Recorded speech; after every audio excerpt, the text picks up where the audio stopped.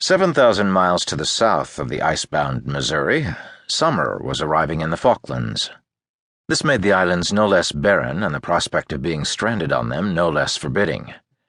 The alarm instantly spread among the passengers amusing themselves ashore. The Tonquin was sailing out of the bay. 2 or 3 of the headboard carving clerks scrambled over the top of the sand spit, firing guns to signal to the Scottish partners hunting birds on the far side of it, McDougal and Stewart, to return immediately. Other clerks made for the rowboat beached in the bay. A half-hour had passed by the time they all gathered at the ship's boat.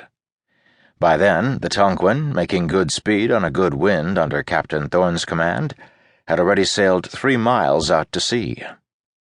All 9 of the partners and clerks stranded on the island piled into the boat, 20 feet in length, built for half that number, and took to the oars. Backs bent in unison with each grunting stroke, they rowed hard after the Tonquin, expecting that the ship would heave to into the wind at any moment and wait for them to catch up. It did not. The Tonquin proceeded to sail onward, displaying full billowing canvas to the tops of the masts into the open South Atlantic. They strained harder at the oars, fighting a tidal current. The ship was fast outpacing them. As they left the sheltered bay and pulled into the open ocean, the full force of wind and waves and spray swept over the little rowboat, drenching them in cold sea water. The Tonquin now had sailed ahead by more than 2 leagues, or 6 miles. Ever larger swells broke over the rowboat's gunwales, dumping in seawater that sloshed around their feet. Taking turns with a bailing bucket, the passengers furiously scooped water from the bilge and tossed it overboard. The Falklands lie only 600 miles from Antarctica. The water remains frigid even at the height of the Antarctic summer. If the rowboat swamped, the clerks and Scottish traders, even those who knew how to swim, would have no chance of survival. They momentarily paused at the oars. A brief, urgent discussion broke out. Should they chase onward into the tumultuous open sea after the Tonquin, or turn back to the immediate safety of the shore, where eventual death by exposure, starvation, or simply years of bare-handed isolation might await them?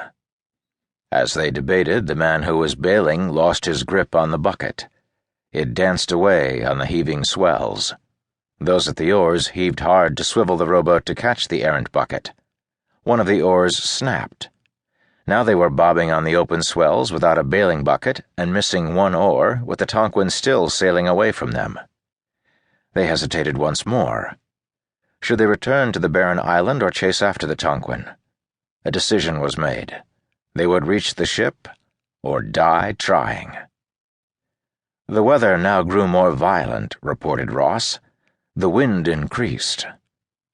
It was then, Ross wrote, as they despaired of reaching her, that they noticed the Tonquin begin to swing on the wind. Soon she had shifted course entirely. She bore down toward the oared vessel. After considerable maneuvering in the rough seas, the 2 vessels finally managed to pull alongside each other. The abandoned passengers climbed aboard from the tossing boat to the safety of the big ship. Francher, who was in the boat, wrote that there was never any doubt of Captain Thorne's clear intention to abandon them upon those barren rocks of the Falkland Isles where we must inevitably have perished. The timely intervention of young Robert Stewart had saved them.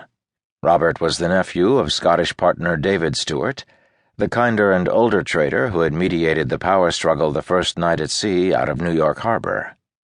David Stewart, the uncle, was among the passengers in the struggling oared boat. When it had become clear on board the Tonquin that Captain Thorne had no intention of turning her around to save the boat and its passengers, the younger Stewart strode up to the captain on the quarterdeck. Whipping out 2 loaded pistols, he commanded Captain Thorne to alter course immediately. "Do it," young Stewart demanded, or, "You are a dead man this instant." On February 11th, 1811, 2 months after leaving the Falklands and rounding Cape Horn, the Tonquin's crew spotted from 50 miles away